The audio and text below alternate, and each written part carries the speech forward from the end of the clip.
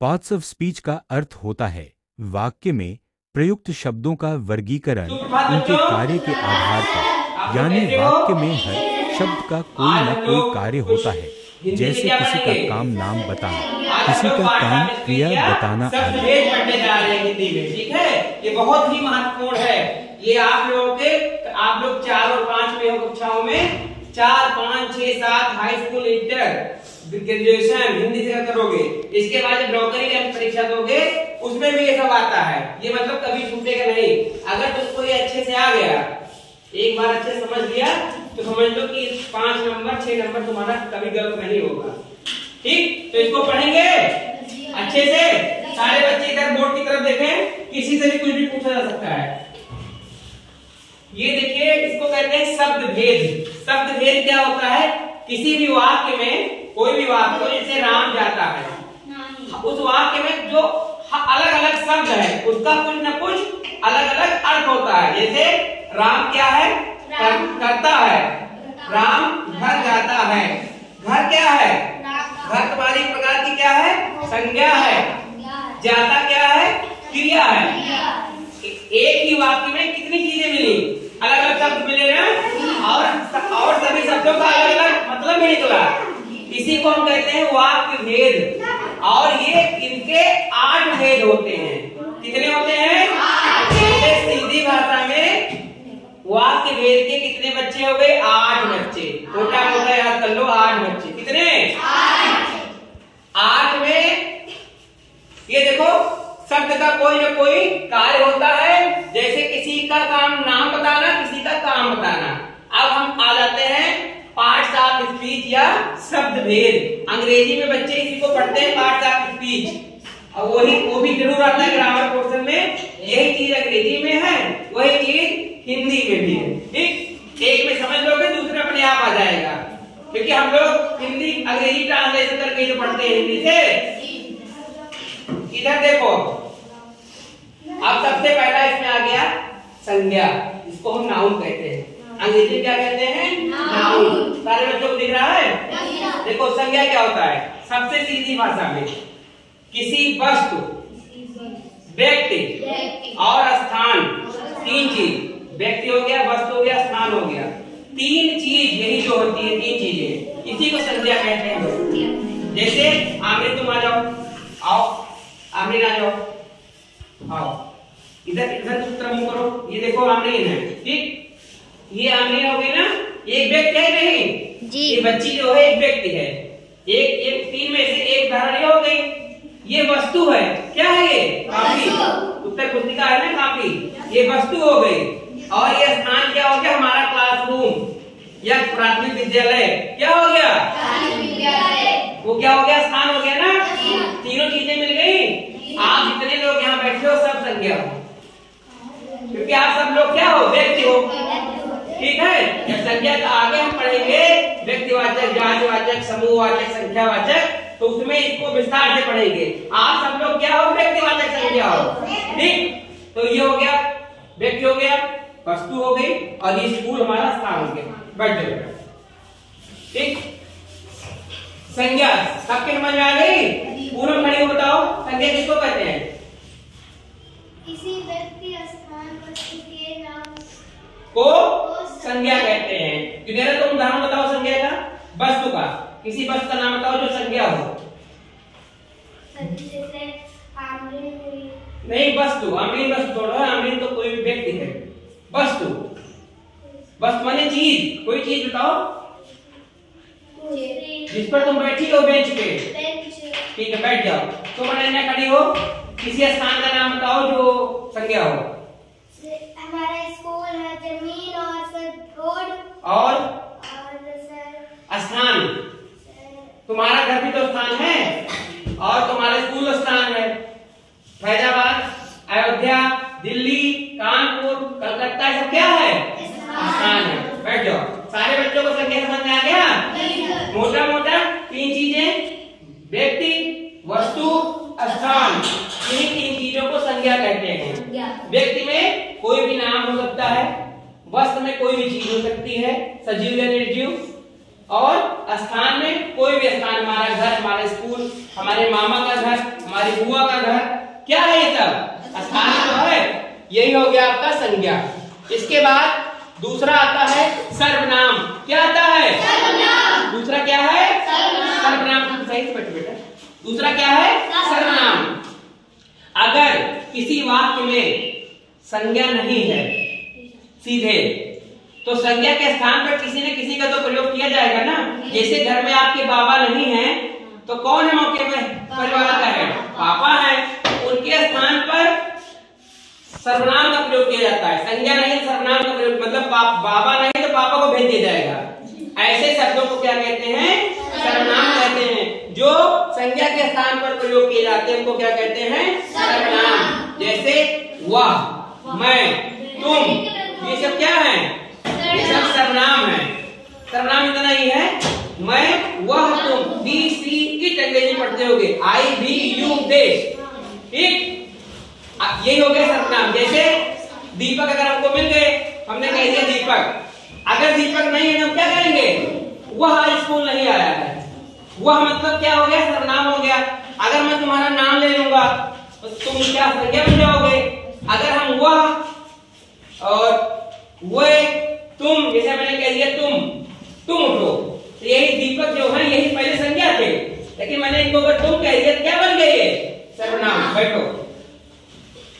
तीसरा आता है क्रिया। क्रिया का मतलब क्या होता है? जैसे कोई काम का करना, जैसे हम चल रहे हैं ये क्रिया है। ऐसे शब्द जो किसी काम को करना बताते हैं, जैसे खाना, पीना, दौड़ना, लिखना, पढ़ना, ये सब क्या है? क्रिया। आगे चल के क्रिया 3 प्रकार की होती है, ठीक है? मतलब भूतकाल, भविष्य, वर्तमान, ठीक। इसी को आगे और जो पढ़ोगे, first form, second form, third form, उसी को प्रेजेंट फॉर्म कहते हैं, पास्ट फॉर्म और पास्ट पार्टिसिपल फॉर्म कहते हैं। और एक होता है आईएनजी फॉर्म, अंग्रेजी पढ़ोगे तो। ये हो गया तुम्हारा क्रिया। हमने 3 चीज पढ़ी, संज्ञा पढ़ा, सर्वनाम पढ़ा और क्रिया पढ़ा। ये 3 सबके समझ में आ गई? Very good. अब इसके बाद आते हैं हम लोग कहाँ? विशेषण पर। कहाँ आते हैं? संज्ञा और सर्वनाम। मतलब सबसे पहला संज्ञा था, दूसरे नंबर कौन था? सर्वनाम। संज्ञा और सर्वनाम की जो विशेष, जो शब्द यहाँ मतलब कोई हवा में चीज नहीं है, वो शब्द है जो संज्ञा और सर्वनाम की विशेषता बता रहा है। क्या है? क्योंकि हमने शुरू में बता दिया था कि शब्द भेद, शब्द का ही तो भेद है। जैसे एक वाक्य दिया, उसमें तुमको ये पहचानना कि इसमें संज्ञा क्या है, सर्वनाम क्या है, विशेषण क्या है। उसी चीज में जो संज्ञा और सर्वनाम की विशेषता बताए उसको क्या कहते हैं? विशेषण कहते हैं। अंग्रेजी भाषा में उसको कहते हैं एडजेक्टिव। जैसे कोई वाक्य है, काला घोड़ा, तो घोड़ा कैसा है? अगर हम कहते हैं सफेद घोड़ा, घोड़ा कैसा हो गया? अब घोड़े की विशेषता क्या हो गई? एक बार काला हो गई, एक बार सफेद हो गई। जैसे सुंदर वन, जो वन है, बगीचा है, कैसा है वो? सुंदर। महकती फुलवारी, फुलवारी कैसी है? महकने वाली। तो ये फुलवारी की विशेषता बताई जा रही है ना, घोड़े की विशेषता बता रहे हैं। छोटा लड़का, छोटा क्या है? विशेषण है। किसकी? लड़का को बताया जा रहा है कि लड़का कैसा है? छोटा। तो 4 चीज हो गई, संज्ञा, सर्वनाम, क्रिया, विशेषण। अब चलते हैं 5वीं, क्रिया विशेषण। जो शब्द क्रिया और विशेषण की विशेषता बताए, यहाँ भी विशेषता है, उनको भी क्या कहते हैं? क्रिया विशेषण। जैसे देखो, जैसे वह बहुत तेज दौड़ता है, वह बहुत तेज दौड़ता है। ध्यान समझिए, क्रिया विशेषण कैसे हुआ? वह बहुत तेज, तेज क्या है? तेज दौड़ना विशेषण हो गया। दौड़ना क्रिया है, क्रिया की विशेषता कौन बता रहा है? दौड़ना बता रहा है ना, ठीक। वह बहुत क्या हो गया? बहुत तेज की विशेषता बता रहा है, माने विशेषण की भी विशेषता जो बताए, क्या बन गया वो? क्रिया विशेषण, ठीक है। ये 5वां हो गया क्रिया विशेषण। जैसे वह बहुत तेज दौड़ता है, जैसे वो हरी घास कोमल है, हरी घास कोमल है। कैसी घास है? एक तो घास हरी है और फिर घास की भी हरी की भी विशेषता क्या है? कोमल है। तो जो विशेषण की विशेषता बताए, मतलब विशेषण में भी विशेषण हो जाए। जैसे मान चलो कि कह रहा है कि वह बहुत तेज दौड़ता है। तेज, ठीक, तेज हो गया। वह धीरे धीरे चलता है। तो ये सब शब्द जो होते हैं क्या कहलाते हैं? क्रिया विशेषण। जैसे देखो,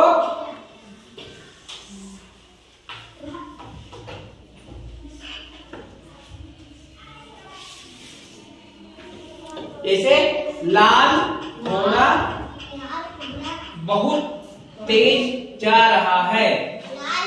एक तो घोड़े की विशेषता क्या हो गई? लाल। और जा रहा कैसे? बहुत तेज। ये बहुत तेज क्या है? ये विशेषण का विशेषण, इसलिए क्या बन गया? ये क्रिया विशेषण। और इसकी परिभाषा क्या है? जो क्या कहते हैं? क्रिया और विशेषण की विशेषता बताए, वही क्रिया विशेषण है। ये 5 हो गया ना। ये 5 क्या है तुम्हारा? ये शब्द के 5 भेद। अब हम आगे तुमको इसके आगे क्या कहते हैं, जो 3 बचते हैं उनको अभी बताते हैं। ठीक है, ठीक है, ओके, बहुत अच्छा लगा। अब इसके आगे अगली क्लास में बताया जाएगा। और बच्चों ने इतना समझ लिया है, ठीक। 5 चीजें हमने समझी: संज्ञा, सर्वनाम, क्रिया विशेषण, क्रिया विशेषण।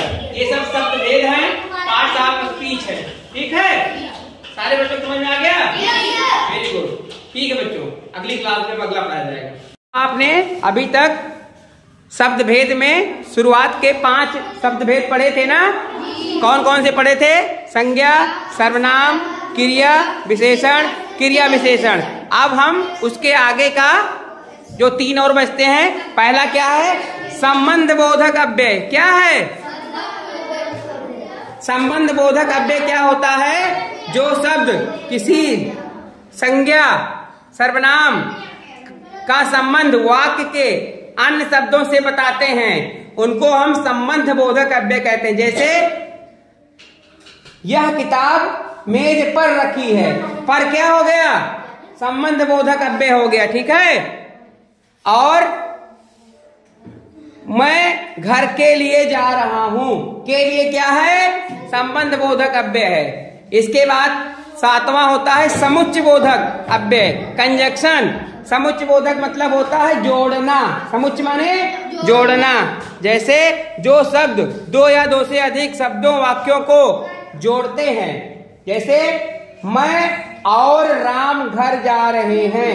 मैं और क्या हो गया? जोड़ा ना। ठीक है, वह पढ़ने में ठीक है लेकिन चित्रकारी में कम ठीक है। तो लेकिन जो है क्या है? जोड़ने काम कर रहा है। फिर 8वां कौन सा होता है? विस्मयादि बोधक अव्यय।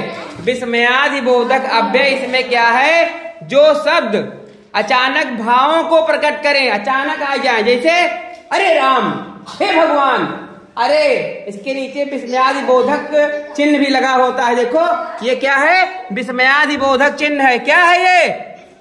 जैसे अरे, वाह, शाबाश, ये सब क्या है? विस्मयादि बोधक है। जैसे हे राम, शाबाश बेटा, बहुत अच्छे नंबर आए तुम्हारे, ये सब क्या है? विस्मयादि बोधक। तो यही 8 क्या होता है? पार्ट्स ऑफ स्पीच होता है। क्या होता है? शब्द भेद यही कहलाते हैं। और तुम लोग इसको अच्छे से अब पढ़ना है। और समझ तो गए ही हो ना? किसी भी बच्चे को कुछ भी पूछना हो तो पूछ सकता है। और इस तरह से आपको हमने ये पढ़ा दिया अच्छे से, और इसको अच्छे से पढ़ेंगे तो ये तुम्हारे जीवन में हमेशा काम आएंगे। ठीक है, और इसी के साथ इसका जो अभ्यास प्रश्न है वो अगले क्लास में कराया जाएगा। धन्यवाद। इस वो एक वाक्य दिया गया है शब्द भेद पढ़ाने के बाद। वाक्य क्या है? राम सुंदर बगीचे में खेल रहा है। इसमें अलग अलग आपको छांटना है, हर शब्द को अलग करना है, शब्द का भेद करना है। एक शब्द, एक वाक्य में कई संज्ञा हो सकती है। जैसे राम क्या है? संज्ञा है। कौन संज्ञा है? व्यक्तिवाचक। फिर क्या है? सुंदर। सुंदर क्या है? बगीचे का विशेषता बता रहा है, सुंदर बगीचा विशेषण हो गया। बगीचा क्या है? संज्ञा है, स्थान, स्थान वाली संज्ञा। में क्या है? संबंध बोधक अव्यय। खेल रहा है क्या है? क्रिया है। एक वाक्य में हमने देखा कितने संज्ञा, विशेषण, संबंध बोधक अव्यय और क्रिया, इतने इसमें 1 2 3 4 तरह के पार्ट्स ऑफ स्पीच हमको शब्द भेद प्राप्त हुए। इसी तरह से अन्य उदाहरणों के माध्यम से हम इसको समझेंगे। और शब्द भेद से कोई भी प्रश्न आता है हमारी प्रतियोगी परीक्षाओं में भी, किसी भी परीक्षाओं में, बच्चों को आगे चल के कहीं कोई समस्या नहीं होने वाली है। और इसको आप पढ़ लेंगे तो आप अच्छे नंबर प्राप्त करेंगे।